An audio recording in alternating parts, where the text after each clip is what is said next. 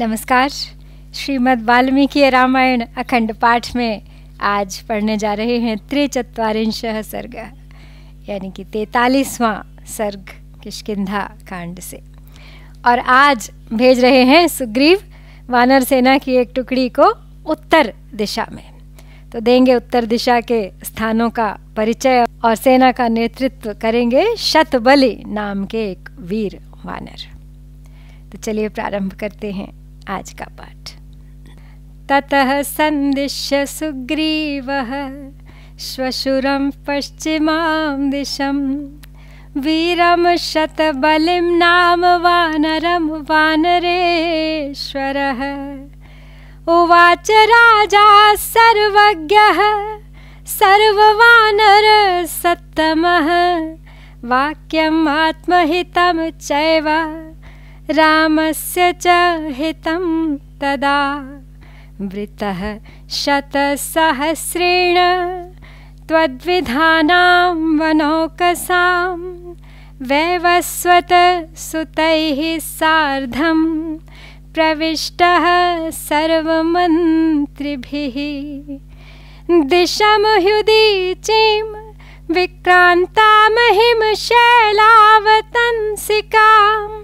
सर्वतः परिमार्गध्वं रामपत्नीं यशस्विनीम्। अस्मिन् कार्ये विनिर्वृत्ते कृते दाशरथेः प्रिये ऋणान्मुक्ता भविष्यामः कृतार्थार्थविदां वराः। तो अपने श्वशुर सुषेण को पश्चिम दिशा की ओर जाने का संदेश देकर अब सर्वज्ञ सर्व वानर शिरोमणि वानरेश्वर राजा सुग्रीव अपने हितैषी शतबली नामक वीर वानर से श्री रामचंद्र जी के हित की बात कहते हैं हे पराक्रमी वीर, तुम अपने ही समान 1,00,000 वनवासी वानरों को जो यमराज के बेटे हैं साथ लेकर अपने समस्त मंत्रियों सहित उस उत्तर दिशा में प्रवेश करो जो हिमालय रूपी आभूषणों से विभूषित है, और वहाँ सब और यशस्विनी श्री राम पत्नी सीता का अन्वेषण करो। अपने मुख्य प्रयोजन को समझने वाले वीरों में श्रेष्ठ वानर हो। यदि हम लोगों के द्वारा दशरथ नंदन भगवान श्री राम का यह प्रिय कार्य संपन्न हो जाए तो हम उनके उपकार के ऋण से मुक्त हो जाएंगे, कृतार्थ हो जाएंगे। कृतं हि प्रियम् अस्माकं राघवेण महात्मना तस्य चेत् प्रतिकारो अस्ति सफलं जीवितं भवेत्। अर्थिनः कार्यनिवृत्तिं कर्तुरपि यश्चरेत् तस्य स्यात् सफलं जन्म किं पुनः पूर्वकारिणः। एतां बुद्धिं समास्थाय दृश्यते जानकी यथा तथा भवद्भिः कर्तव्यम् अस्मत्प्रियहितैषिभिः। अयं हि सर्वभूतानां मान्यस्तु नरसत्तमः अस्मासु च गतः प्रीतिं रामः परपुरञ्जयः। इमानि बहुदुर्गाणि नद्यः शैलान्तराणि च भवन्तः परिमार्गन्तु बुद्धिविक्रम संपदा। तो महात्मा श्री रघुनाथ जी ने हम लोगों का प्रिय कार्य किया है, उसका यदि कुछ बदला दिया जा सके तो हमारा जीवन सफल हो जाए। जिसने कोई उपकार न किया हो वह भी यदि किसी कार्य के लिए प्रार्थी होकर आया हो तो जो पुरुष उसके कार्य को सिद्ध कर देता है उसका जन्म भी सफल हो जाता है। फिर जिसने पहले के उपकारी के कार्य को सिद्ध किया हो उसके जीवन की सफलता के विषय में तो कहना ही क्या है। इसी विचार का आश्रय लेकर मेरा प्रिय और हित चाहने वाले तुम सब वानरों को ऐसा प्रयत्न करना चाहिए जिससे जनक नंदिनी सीता का पता लग जाए। शत्रुओं की नगरी पर विजय पाने वाले ये नरश्रेष्ठ श्री राम समस्त प्राणियों के लिए माननीय हैं। हम लोगों पर भी इनका बहुत प्रेम है। तुम सब लोग बुद्धि और पराक्रम के द्वारा इन अत्यंत दुर्गम प्रदेशों, पर्वतों और नदियों के तटों पर जा जाकर सीता की खोज करो। तत्र म्लेच्छान् पुलिन्दांश्च शूरसेनांस्तथैव च प्रस्थलान् भरतांश्चैव कुरुंश्च सह मद्रकैः काम्बोजयवनांश्चैव शकानां पत्तनानि च अन्वीक्ष्य दरदांश्चैव हिमवन्तं विचिन्वथ लोध्रपद्मकखण्डेषु देवदारुवनेषु च रावणः सह वैदेह्या मार्गितव्यस्ततः ततः सोमाश्रमं गत्वा देवगन्धर्वसेवितं कालं नाम महासानुं पर्वतं तं गमिष्यथ महत्सुतस्य शैलेषु पर्वतेषु गुहासु च विचिन्वत महाभागां रामपत्नी मनिन्दिताम्। तो आगे कहते हैं सुग्रीव उत्तरगामी सेना को निर्देश देते हुए कि उत्तर में म्लेच्छ, पुलिंद, शूरसेन, प्रस्थल, भरत, इंद्रप्रस्थ और हस्तिनापुर के आसपास के प्रांत हैं ये। कुरु, दक्षिण कुरु, कुरुक्षेत्र के आसपास की भूमि, मद्र, काम्बोज, यवन, शकों के देशों एवं नगरों में भली भांति अनुसंधान करके दरद देश में और हिमालय पर्वत पर जाकर सीता को ढूंढो। वहाँ लोध्र और पद्मक की झाड़ियों में तथा देवदारू के जंगलों में वैदेही सहित रावण की खोज करनी चाहिए। और फिर देवताओं और गंधर्वों से सेवित सोमाश्रम में होते हुए ऊंचे शिखर वाले काल नामक पर्वत पर तुम सब जाना और उस पर्वत की शाखाभूत अन्य छोटे छोटे पर्वतों और उन सब की गुफाओं में सती साध्वी श्री राम पत्नी महाभागा सीता का अन्वेषण करना। तमतिक्रम्य शैलेन्द्रम हेमगर्भं महागिरिं ततः सुदर्शनं नाम पर्वतं गन्तुमर्हथ ततो देवसखो नाम पर्वतः पतगालयः नानापक्षिसमाकीर्णो विविधद्रुमभूषितः तस्य काननखण्डेषु निर्झरेषु गुहासु च रावणः सह वैदेह्या मार्गितव्यस्ततस्ततः तमतिक्रम्य चाकाशं सर्वतः शतयोजनम् अपर्वतनदीवृक्षं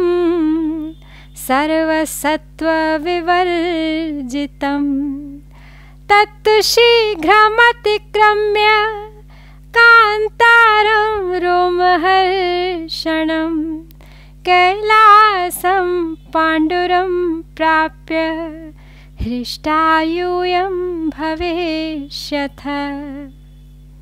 तो काल नामक पर्वत की बात करते हुए सुग्रीव अब आगे बताते हैं कि जिसके भीतर सुवर्ण की खान है, उस गिरिराज काल को लांघ कर तुम्हें सुदर्शन नामक महान पर्वत पर जाना चाहिए।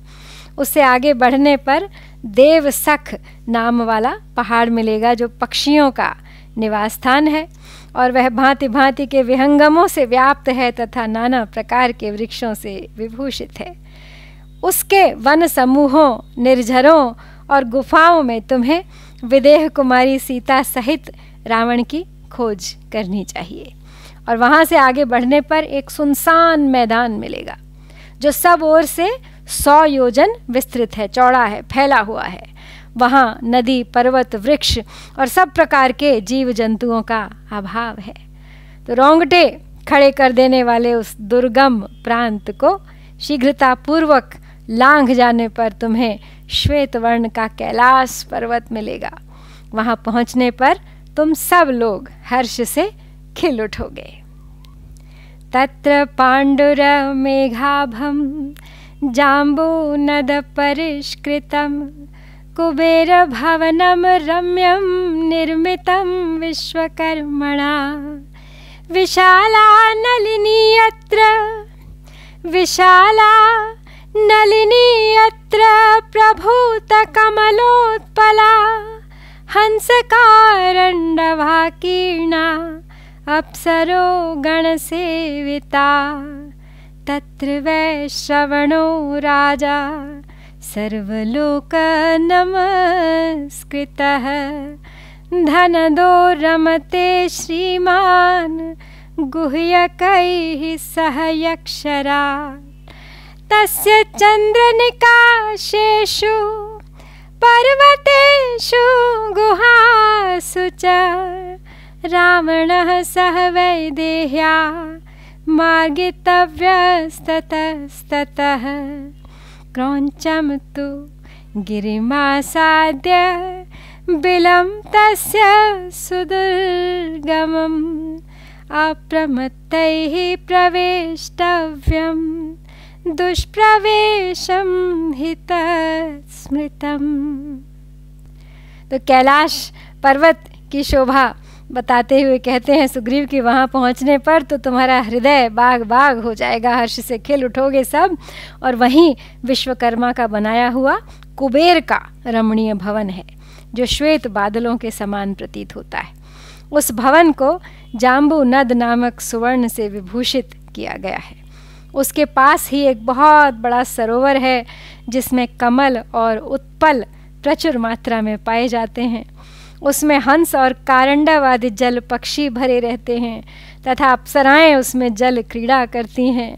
वहाँ यक्षों के स्वामी विश्रवा कुमार श्रीमान राजा कुबेर, जो समस्त विश्व के लिए वंदनीय और धन देने वाले हैं, गुह्यकों के साथ विहार करते हैं। उस कैलाश के चंद्रमा की भांति उज्ज्वल शाखा पर्वतों पर तथा उनकी गुफाओं में सब ओर घूम फिर कर तुम्हें सीता सहित रावण का अनुसंधान करना चाहिए। इसके बाद क्रौंचगिरी पर जाकर वहाँ की अत्यंत दुर्गम विवर रूप गुफा में, जो स्कंद की शक्ति से पर्वत के विदीर्ण होने के कारण बन गई है, तुम्हें सावधानी के साथ प्रवेश करना चाहिए, क्योंकि उसके भीतर प्रवेश करना अत्यंत कठिन माना गया है। वसन्तिः महामानस्तत्र सूर्य समप्रभाः देवैरभ्यर्थिताः सम्यक् देवरूपा महर्षयः क्रौञ्चस्य तु गुहाश्चान्याः सानूनि शिखराणि च निर्दराश्च नितम्बाश्च विचेतव्यास्ततस्ततः आवृक्षं कामशैलं च मानसं विहगालयं नागतिस्तत्र भूतानां देवानां न च रक्षसां सा च सर्वैर्विचेतव्यः ससानुप्रस्थभूधरः क्रौञ्चं गिरिमतिक्रम्य मैनाको नाम पर्वतः मयस्य भवनं तत्र दानवस्य स्वयं कृतं मैनाकस्तु विचेतव्यः ससानुप्रस्थकन्दरः। अब क्रौंच गिरि पर की गुफा के बारे में बता रहे हैं सुग्रीव। कहते हैं कि उस गुफा में सूर्य के समान तेजस्वी महात्मा निवास करते हैं। उन देव स्वरूप महर्षियों की देव प्रार्थना करते हैं। क्रौंच पर्वत की और भी बहुत सी गुफाएं, अनेकानेक चोटियां, शिखर, कंदराएं तथा नितंब यानी ढालू प्रदेश हैं। उन सब में सब ओर घूम फिर कर तुम्हें सीता और रावण का पता लगाना चाहिए। वहाँ से आगे वृक्षों से रहित मानस नामक एक शिखर है, जहाँ शून्य होने के कारण कभी पक्षी तक नहीं जाते हैं। कामदेव की तपस्या का स्थान होने के कारण वह क्रौंच शिखर कामशैल के नाम से विख्यात है। वहाँ भूतों, देवताओं तथा राक्षसों का भी कभी जाना नहीं होता है। शिखरों, घाटियों और शाखा पर्वतों सहित समूचे क्रौंच पर्वत की तुम लोग छानबीन करना। क्रौंच गिरि को लांघ कर आगे बढ़ने पर मैनाक पर्वत मिलेगा। वहाँ मय दानव का घर है, जिसे उसने स्वयं ही अपने लिए बनाया है। तुम लोगों को शिखरों, चौरस मैदानों और कंदराओं सहित मैनाक पर्वत पर भली भांति सीता की खोज करनी चाहिए। स्त्रीणामश्वमुखीनां तु निकेतस्तत्र तत्र तु तम देशं समतिक्रम्य आश्रमं सिद्धसेवितं सिद्धा वैखानसा यत्र वालखिल्याश्च तापसाः वन्दितव्यास्ततः सिद्धास्तपसा वीतकल्मषाः प्रष्टव्या चापि सीतायाः प्रवृत्तिर्विनयान्वितैः हेमपुष्कर सञ्छन्नं तत्र वैखानसं सरः तरुणादित्यसङ्काशैर्हसैर्विचरितं शुभैः औपबाह्यं कुबेरस्य सार्वभौम इति स्मृतः गजः परयेति तं देशं सदा सह करेणुभिः तत्सरः समतिक्रम्य नष्टचन्द्रदिवाकरम् अनक्षत्रगणं व्योम निष्पयोदमनादितम् तत्सरः समतिक्रम्य नष्टचन्द्रदिवाकरम् अनक्षत्रगणं व्योम निष्पयोदमनादितम्। तो अब मैनाक पर्वत पर कह रहे हैं कि सीता की खोज तुम सबको करनी चाहिए। वहाँ यत्र तत्र घोड़े के से मुँह वाली किन्नरियों के निवास स्थान है। उस प्रदेश को लांघ जाने पर सिद्ध सेवित आश्रम मिलेगा और उसमें सिद्ध, वैखानक तथा बालखिल्य नामक तपस्वी निवास करते हैं। तपस्या से उनके पाप धुल गए हैं। उन सिद्धों को तुम लोग प्रणाम करना और विनीत भाव से सीता का समाचार पूछना। उस आश्रम के आसपास वैखानस सर यानी सरोवर है प्रसिद्ध, जिसका जल सुवर्णमय कमलों से आच्छादित रहता है। उसमें प्रातःकालिक सूर्य के समान सुनहरे एवं अरुण वर्ण वाले सुंदर हंस विचरते हैं। कुबेर की सवारी में काम आने वाला सार्वभौम नामक गजराज अपनी हथिनियों के साथ उस देश में सदा घूमता रहता है। उस सरोवर को लांघ कर आगे जाने पर सूना आकाश दिखाई देगा। उसमें सूर्य, चंद्रमा तथा तारों के दर्शन नहीं होंगे। वहाँ न तो मेघों की घटा दिखाई देगी और न उनकी गर्जना ही सुनाई पड़ेगी।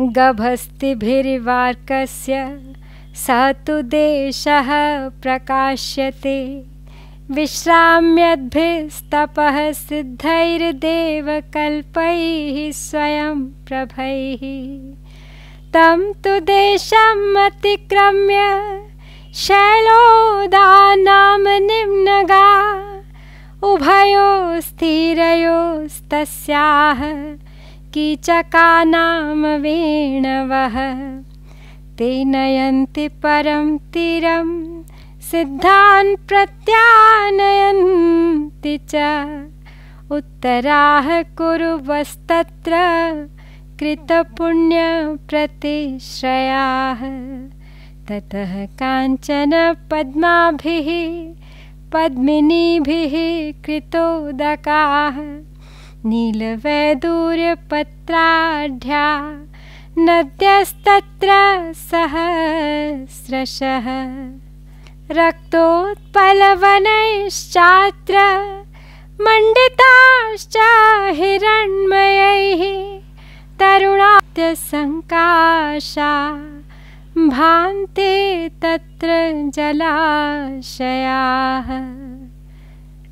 तो सुग्रीव आगे बताते हैं कि वैखानस सरोवर को लांघ के जब आगे जाओगे तो वहाँ उस देश में ऐसा प्रकाश छाया होगा मानो सूर्य की किरणों से ही वह प्रकाशित हो रहा है। वहाँ अपनी ही प्रभा से प्रकाशित तप सिद्ध देवोपम महर्षि विश्राम करते हैं और उन्हीं के अंग प्रभाव से उस देश में उजाला छाया रहता है। उस प्रदेश को लांघकर आगे बढ़ने पर शैलोदा नाम वाली नदी का दर्शन होगा। उसके दोनों तटों पर कीचक वंशी की सी ध्वनि करने वाले बांस हैं और ये बात बहुत प्रसिद्ध है।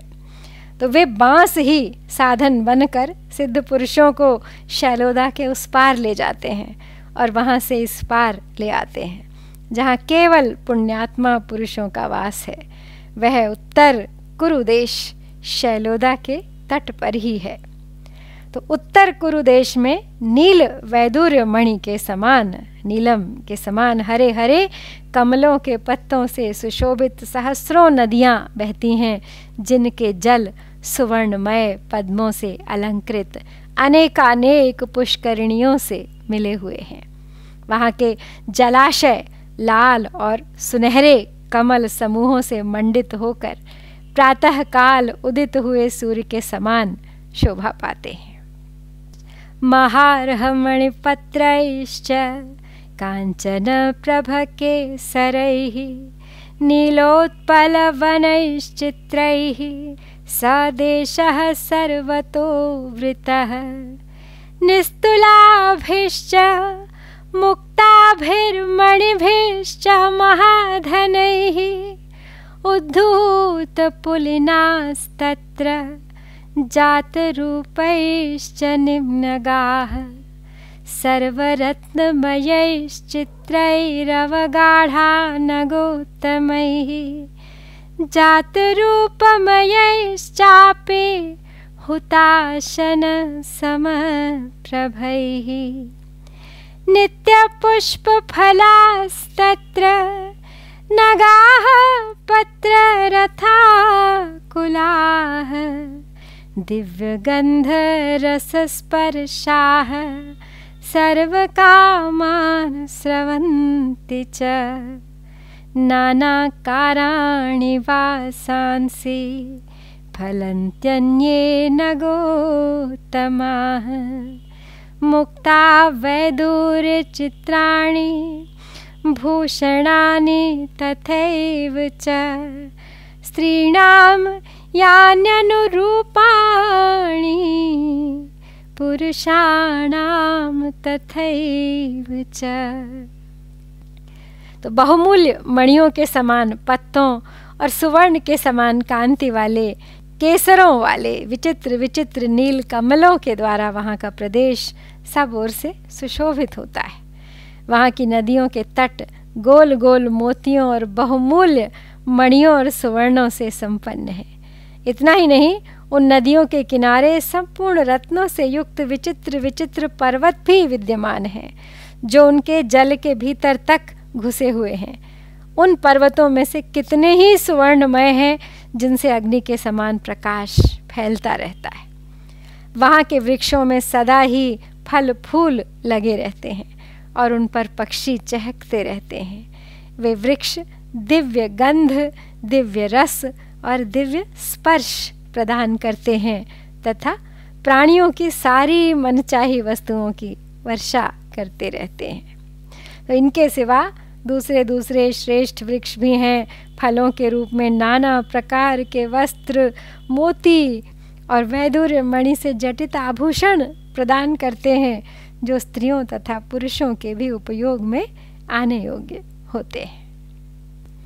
सर्वर्तु सुख सेव्यानि फलन्त्यन्ये नगोत्तमाः महार्हमणि चित्राणि फलन्त्यन्ये नगोत्तमाः शयनानि प्रसूयन्ते चित्रास्तरणवन्ति च मनः कान्तानि माल्यानि फलन्त्यत्रापरे द्रुमाः पानानि च महार्हाणि भक्ष्याणि विविधानि च स्त्रियश्च गुणसम्पन्ना रूपयौवनलक्षिताः गन्धर्वाः किन्नराः सिद्धा नागा विद्याधरास्तथा रमन्ते सततं तत्र नारीभिर्भास्वर प्रभाः सर्वे सुकृतकर्माणः सर्वे रतिपरायणाः सर्वे कामार्थसहिता वसन्ते सहयोषितः। आगे कहते हैं सुग्रीव कि दूसरे उत्तम वृक्ष सभी ऋतुओं में सुखपूर्वक सेवन करने योग्य अच्छे अच्छे फल देते हैं। अन्यान्य सुंदर वृक्ष बहुमूल्य मणियों के समान विचित्र फल उत्पन्न करते हैं, और कितने ही अन्य वृक्ष विचित्र बिछौनों से युक्त शैयाओं को ही फलों के रूप में प्रकट कर देते हैं। मन को प्रिय लगने वाली सुंदर मालाएं भी प्रस्तुत करते हैं। बहुमूल्य पेय पदार्थ और भांति भांति के भोजन भी देते हैं तथा रूप और यौवन से प्रकाशित होने वाली सद्गुणवती युवतियों को भी जन्म देते हैं। तो एक तरह से कल्प वृक्ष के समान है ये सब वृक्ष। वहाँ सूर्य के समान कांतिमान गंधर्व, किन्नर, सिद्ध नाग और विद्याधर सदा अपनी प्रेयसियों के साथ क्रीड़ा विहार किया करते हैं। वहाँ के सब लोग पुण्य कर्मा हैं, सभी अर्थ और काम से संपन्न हैं तथा सब लोग काम क्रीड़ा परायण होकर अपनी अपनी स्त्रियों के साथ निवास करते हैं। गीतवादित्र निर्घोषः सोत्कृष्ट हसितस्वनः श्रूयते सततं तत्र सर्वभूतमनोरमः तत्र नामुदितः कश्चिन्नात्र कश्चित् सत्प्रियः अहन्यः निवर्धन्ते गुणास्तत्र मनोरमाः समतिक्रम्य तं देशमुत्तरः पयसां निधिः तत्र सोमगिरिर्नाम मध्ये हेममयो महान् इन्द्रलोकगता ये च ब्रह्मलोकगताश्चये देवास्तं समवेक्षन्ते गिरिराजं दिवं गताः स तु देशो विसूर्योऽपि तस्य भासा प्रकाशते सूर्यलक्ष्म्याभिविज्ञेयस्तपतेव विवस्वता भगवांस्तत्र विश्वात्मा शम्भुरेकादशात्मकः ब्रह्मा वसति देवेशो ब्रह्मर्षि परिवारितः। आगे वर्णन करते हुए कहते हैं कि वहाँ निरंतर उत्कृष्ट हास परिहास की ध्वनि से युक्त गीत वाद्य का मधुर घोष सुनाई देता रहता है, जो समस्त प्राणियों के मन को आनंद प्रदान करने वाला है। वहाँ कोई भी अप्रसन्न नहीं रहता। किसी को भी बुरे कामों में प्रीति नहीं होती। वहाँ रहने से प्रतिदिन मनोरम गुणों की वृद्धि होती है। उस देश को लांघ कर आगे जाने पर उत्तर दिग्वर्ती समुद्र उपलब्ध होगा। उस समुद्र के मध्य भाग में सोमगिरी नामक एक बहुत ऊंचा सुवर्णमय पर्वत है। जो लोग स्वर्गलोक में गए हैं वे तथा इंद्रलोक और ब्रह्मलोक में रहने वाले देवता उस गिरिराज सोमगिरी का दर्शन करते हैं। वह देश सूर्य से रहित है तो भी सोमगिरी की प्रभा से सदा प्रकाशित होता रहता है। तपते हुए सूर्य की प्रभा से जो देश प्रकाशित होते हैं उन्हीं की भांति उसे सूर्यदेव की शोभा से संपन्न सा ही जानना चाहिए। वहाँ विश्वात्मा भगवान विष्णु एकादश रुद्रों के रूप में प्रकट होने वाले भगवान शंकर तथा ब्रह्मर्षियों से घिरे हुए देवेश्वर ब्रह्मा जी निवास करते हैं। न कथंचन गंतव्यम कुरुणामुत्तरेण वह अन्येषामपि भूतानां नानुक्रामति वै गतिः। सा हि सोमगिरिर्नाम देवानामपि दुर्गमः तमालोक्य ततः क्षिप्रमुपावर्तितुमर्हथ। एतावद्वानरैः शक्यं गन्तुं वानरपुङ्गवाः अभास्करं मर्यादं न जानीमस्ततः परम्। सर्वमेतद्विचेतव्यं यन्मया परिकीर्तितं यदन्यदपि नोक्तं च तत्रापि क्रियतां मतिः। ततः कृतं दाशरथेर्महत्प्रियं महत्प्रियं चापि ततो मम प्रियं कृतं भविष्यत्यनिलानलोपमा विदेहजादर्शनजेन कर्मणा। ततः कृतार्थाः सहिता सबान्धवा मयार्चिताः सर्वगुणैर्मनोरमैः। चरिष्यथोर्वीं प्रतिशान्तशत्रवः सह प्रिया भूतधराः प्लवंगमाः। आगे कहते हैं सुग्रीव कि तुम लोग उत्तर कुरु के मार्ग से सोमगिरी तक जाकर उसकी सीमा से आगे किसी तरह बढ़ना। तुम्हारी तरह दूसरे प्राणियों की भी वहाँ गति नहीं है। वह सोमगिरी देवताओं के लिए भी दुर्गम है, अतः उसका दर्शन मात्र करके तुम लोग शीघ्र लौट आना। हे श्रेष्ठ वानरों, बस उत्तर दिशा में इतनी ही दूर तक तुम सब वानर जा सकते हो। उसके आगे ना तो सूर्य का प्रकाश है और ना किसी देश आदि की सीमा ही। अतः आगे की भूमि के संबंध में मैं कुछ नहीं जानता। मैंने जो जो स्थान बताए हैं उन सब में सीता की खोज करना और जिन स्थानों का नाम नहीं लिया है वहाँ भी ढूंढने का ही निश्चित विचार रखना।